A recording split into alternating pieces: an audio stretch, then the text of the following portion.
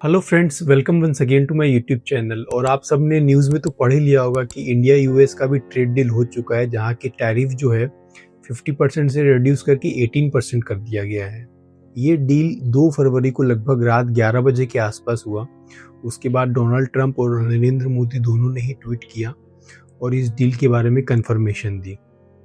तो इस डील के बारे में जानने से पहले मैं आपको एक स्टोरी सुनाऊंगा जिससे आप कोरिलेट कर पाएंगे इस डील को। उसके बाद हम लोग इस डील के बारे में जानेंगे और इस डील के बारे में हम लोग 3 स्टेप में जानेंगे। सबसे पहला तो हम लोग जानेंगे कि ये जो डील हुई है इसमें डोनाल्ड ट्रंप ने क्या शर्तें रखी है। दूसरा हम लोग देखेंगे कि वो शर्तें क्या इंडिया पूरा कर पाएगा कि नहीं, कि वेदर जो शर्त उन्होंने रखा है डोनाल्ड ट्रंप ने वो वायबल है कि नहीं। और तीसरा कि इस डील से किस किस सेक्टर्स को बेनिफिट होगा। तो चलिए मैं आपको एक स्टोरी सुनाता हूँ। एक लड़का था और 2 लड़की थी। वो एक लड़की से शादी करना चाहता था और दूसरी लड़की उसकी बहुत अच्छी फ्रेंड थी। लेकिन जो 2 लड़की थी आपस में उन दोनों का कंपटीशन चलता था कि मैं सुपीरियर। तो जिससे वो शादी करना चाहता था उसके पीछे वो काफ़ी दिन तक था कि भाई किसी तरह बात बन जाए, शादी हो जाए, लेकिन उससे शादी नहीं हो रहा था। लेकिन जो उसके जो दोस्त थी उससे तो उसका दोस्ती बरकरार था। वो काफ़ी दिन उसने ट्राई किया, 10 साल 15 साल ट्राई किया, लेकिन बात नहीं बनी। इस बीच क्या हुआ, जो उसकी दोस्त थी उससे भी उसका रिलेशन थोड़ा ख़राब होने लगा और उसकी दोस्ती में भी तकरार आ गई। तो उसने सोचा कि क्यों ना, मैं 10-15 साल से ट्राई कर रहा हूँ तो मैं डायरेक्टली जाके प्रपोज कर देता हूँ। तो उसने फिर गया उसके पास और उस लड़की को प्रपोज कर दिया और उसने शादी के लिए एक्सेप्ट कर लिया। और जैसे ही लड़की ने शादी के लिए एक्सेप्ट किया, तब तक जो उसकी फ्रेंड थी उसको लगा कि यार हमने भी बिना मतलब का उससे अपने फ्रेंडशिप में तोड़ा है, तो क्यों ना हम वापस उससे फ्रेंडशिप कर ले। तो उससे उसका वापस फ्रेंडशिप भी हो गया। तो ये हो गया इंडिया यूएस का ट्रेड डील। जो इंडिया पहले यूरोप से काफ़ी दिन, लगभग 2007 से इंडिया यूरोप के साथ ट्रेड डील करने का ट्राई कर रहा था, लेकिन नहीं हो पा रहा था। तो फाइनली जैसे ही इंडिया यूरोपियन का ट्रेड डील हुआ, जिसे लोग सब मदर ऑफ ऑल डील्स भी कह रहे हैं, उसके कुछ ही दिनों बाद इंडिया का यूएस से भी ट्रेड डील हो गया, जिसे लोग फादर ऑफ ऑल डील्स कह रहे हैं। तो एक तो इंडिया का जो यूएस ने टैरिफ लगाया उससे एक बेनिफिट ये हो गया, जैसे जो दोस्ती में उसका तकरार आया था उससे एक बेनिफिट ये हो गया कि वो जिससे शादी करना चाहता था उससे शादी हो गया। मतलब कि इंडिया का यूरोप से ट्रेड डील हो गया। जो इंडिया 2007 से ट्राई कर रहा था वो काफ़ी टाइम हुआ, फिर बीच में हॉल्ट हो गया, लेकिन फाइनली वो 27 जनवरी को 2026 में वो ट्रेड डील साइन हो गया। उसके कुछ दिनों बाद 2 फरवरी में यूएस से भी ट्रेड डील साइन हो गया। तो अब हम इस ट्रेड डील के बारे में जानते हैं। तो जैसे ही ट्रेड डील हुआ तो सबसे पहले डोनाल्ड ट्रंप ने ट्वीट किया। क्या ट्वीट किया उन्होंने? It was an honour to speak with prime minister Narendra Modi of India this morning. He is one of my greatest friends and a powerful, respected leader of his country. We spoke about many things, including trade and the ending with war with Russia and Ukraine. He agreed to stop buying Russian oil. ये हो गया पहला शर्त. And buy much more from United States and potentially Venezuela. मतलब Russian oil का oil नहीं लेके वो, रशिया से ऑयल नहीं लेके वो यूनाइटेड स्टेट्स और वेनेजुएला से ऑयल खरीदेंगे. This will help end the war in Ukraine, which is taking place right now, with thousands of people dying each and every week. Out of this friendship and respect for Prime Minister Modi, and as per his request effective immediately, we agreed to a trade deal between United States and India, whereby United States will charge a reduced reciprocal tariff flowing from 25% to 18%. अब यहाँ पे उन्होंने 25% क्यों लिखा है, लेकिन सब तो 50% बोल रहे हैं। तो एक्चुअल टैरिफ जो इंडिया पे अभी फिलहाल है वो 50% है। 25% रेसिप्रोकल टैरिफ प्लस 25% इस प्यूनिटिव टैरिफ, क्योंकि इंडिया रसिया से ऑयल खरीद रहा है, तो टोटल 50% है। तो अगर इंडिया रसिया से ऑयल नहीं खरीदेगा तो वो तो टैरिफ अपने आप हट गया, प्यूनिटिव टैरिफ।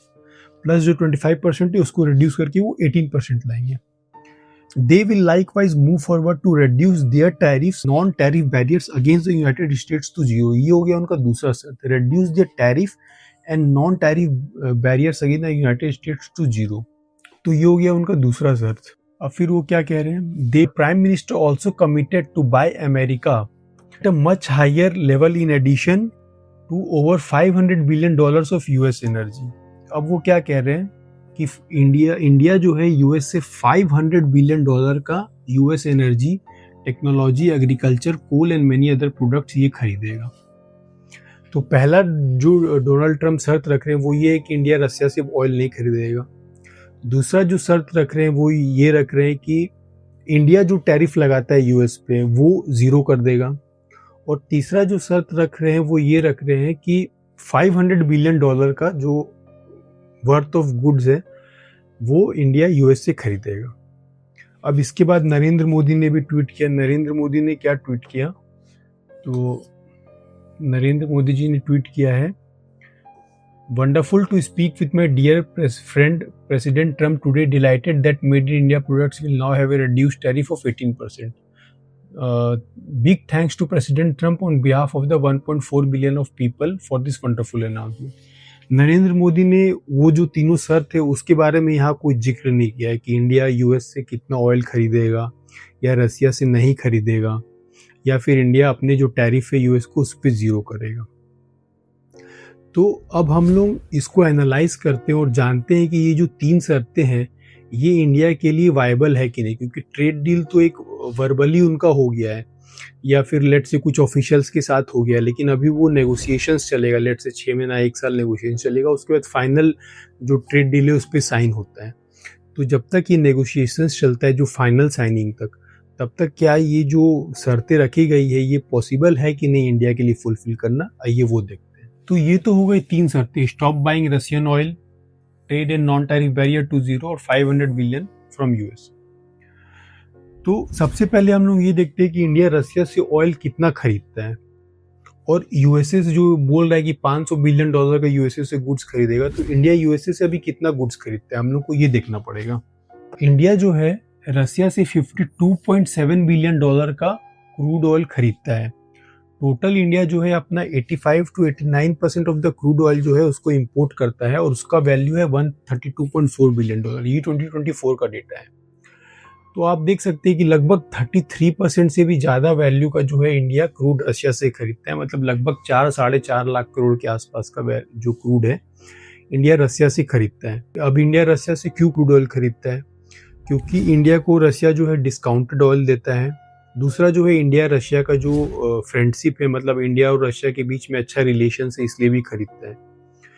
तो क्या इंडिया इसको रिड्यूस कर सकता है, तो रिड्यूस तो कर सकता है। अगर इंडिया को डिस्काउंटेड क्रूड लेट से वेनेजुएला या यूएस से डिस्काउंटेड क्रूड मिलेगा तो इंडिया वहाँ से भी खरीद सकता है, रशिया से अपना रिड्यूस कर सकता है, लेकिन उसमें इंडिया और रशिया के बीच में रिलेशंस में हो सकता है कुछ तकरार आ जाए। तो ये कुछ हद तक पॉसिबल है, लेकिन कितना डिस्काउंट रशिया दे रहा है अभी फिलहाल क्रूड ऑयल में और कितना डिस्काउंट इंडिया को यूएस या वेनेजुएला से मिलता है उस चीज़ पे डिपेंड करता है। थोड़े दिन पहले आपने न्यूज़ में सुना होगा कि रिलायंस ने रशिया से क्रूड ऑयल खरीद रहा था, तो ये न्यूज़ में आ गया था। फिर रिलायंस ने डिनाई किया था कि नहीं, हमारा कोई कंटेनर अभी रशिया से नहीं आ रहा है फिलहाल। या बीच में ऐसा भी न्यूज़ आया था कि रिलायंस ने बोला था कि हम जो क्रूड खरीद रहे हैं उसको प्रोसेस करके एक्सपोर्ट नहीं करेंगे रशियन क्रूड को, हम उसको प्रोसेस करके इंडिया में ही सेल करेंगे। तो लेकिन डोनाल्ड ट्रम्प तो बोल रहे हैं कि आप खरीदो ही मत, आप भले प्रोसेस करके इंडिया में सेल करो या चाहे कहीं भी सेल करो, आप खरीदो ही मत क्रूड को रशिया से। तो ये कहीं जिक्र नहीं किया है मोदी जी ने। बाकी अब ये फ्यूचर में पॉसिबल है कि नहीं, ट्रेड डील हो सकता है कि नहीं, लेट्स सी। दूसरा अब हम लोग ये देखते हैं कि इंडिया यूएस में कितना गुड्स को एक्सपोर्ट करता है और कितना इंपोर्ट करता है। तो जो 2024 में है US good exports to India, USA ने इंडिया को $41 बिलियन का एक्सपोर्ट किया था, मतलब इंडिया यूएसए से $41 बिलियन वर्थ ऑफ गुड्स को इंपोर्ट कर रहा है। US goods imports from India, मतलब यूएस जो है इंडिया से कितना इंपोर्ट करता है, तो $87 बिलियन का इंपोर्ट करता है और एक्सपोर्ट करता है $41 बिलियन का। डोनाल्ड ट्रम्प बोल रहे हैं कि इस $41 बिलियन को आप $500 बिलियन कर दो। टोटल जो सर्विसेज भी इंडिया एक्सपोर्ट करता है, तो टोटल जो है $213 बिलियन का इंडिया और यूएसए में एक्सचेंज होता है, ट्रेड डील मतलब ट्रेड होता है। तो जिसमें 85 बिलियन सर्विसेज है जो कि इंडिया मोस्टली एक्सपोर्ट करता है। जो इंडिया इंपोर्ट करता है वो $41 बिलियन है। डोनाल्ड ट्रम्प कह रहे हैं कि आप इसको $500 बिलियन कर दो। लेट से कि $50 बिलियन का जो क्रूड ऑयल इंडिया रशिया से खरीद रहा है वो कम्प्लीटली यूएस से खरीदता है, तो फिर भी 50 और 40 90 ही होगा। 500 किस कौन सा फिगर डोनाल्ड ट्रंप बोले, ये तो मतलब मेरे समझ के परे है। हो सकता है फ्यूचर 10-20 साल बाद का वो वैल्यू बोले होंगे, क्योंकि $500 बिलियन का तो टोटल इंपोर्ट्स होगा इंडिया का, टोटल उसके आसपास होगा।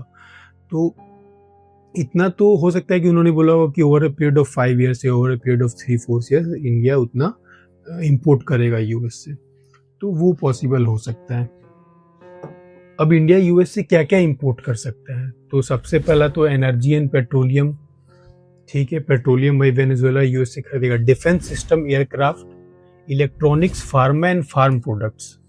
फार्म प्रोडक्ट्स में एक बहुत बड़ा क्वेश्चन मार्क है, क्योंकि इंडिया इस चीज़ को लेके काफ़ी कंजर्वेटिव रहता है कि हम फार्मिंग के लिए अपने बाहर से इंपोर्ट नहीं करेंगे, क्योंकि उससे इंडिया के फार्मर्स को बहुत इफेक्ट होगा। लेकिन फार्म प्रोडक्ट्स में फर्टिलाइजर्स भी आता है और कुछ केमिकल्स भी आता है, तो वो सब चीज़ें इंडिया कर सकता है अगर कुछ इंडिया करना चाहता है तो। लेकिन जो क्रॉप्स होता है उसको जनरली इंडिया उसके लिए कंजर्वेटिव रहता है कि हम इंपोर्ट नहीं करेंगे। लेकिन वो एग्जैक्टली किस किस चीज़ों पे डील हुआ है कि क्या चीज़ इंडिया एग्जैक्टली इंपोर्ट करेगा, वो अभी क्लियर नहीं है।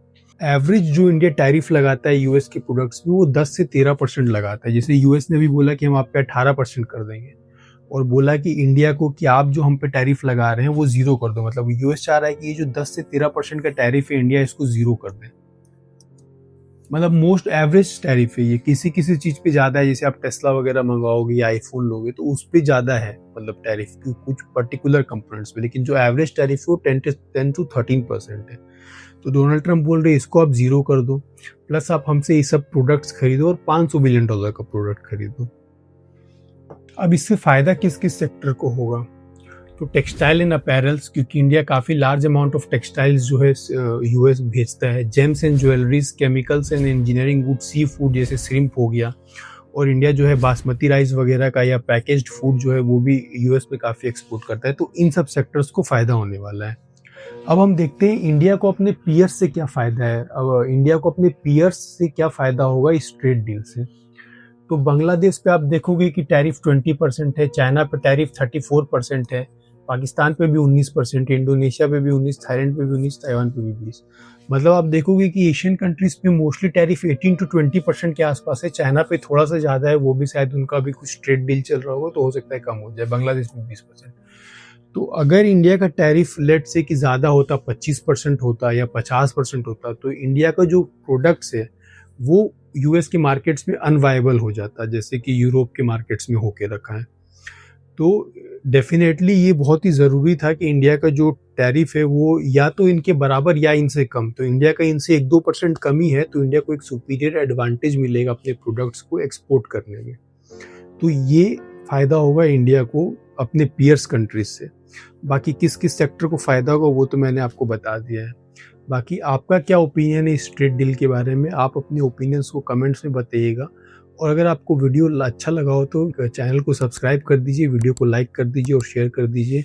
आज के लिए इतना ही रखते हैं, शुक्रिया।